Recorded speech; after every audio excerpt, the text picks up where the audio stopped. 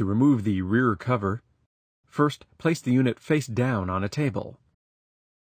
Loosen each of the 2 captive Phillips head screws for the rear cover until you can hear the screw make a clicking sound 5 times.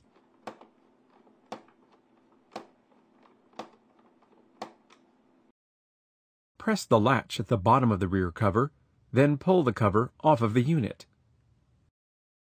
The rear cover has several tabs along the outer edge that fit under the outer lip of the front bezel.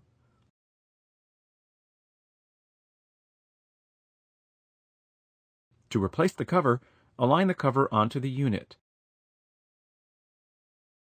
Press the cover firmly until all the tabs have snapped into place. Note that the bottom edge will not be flush against the front bezel.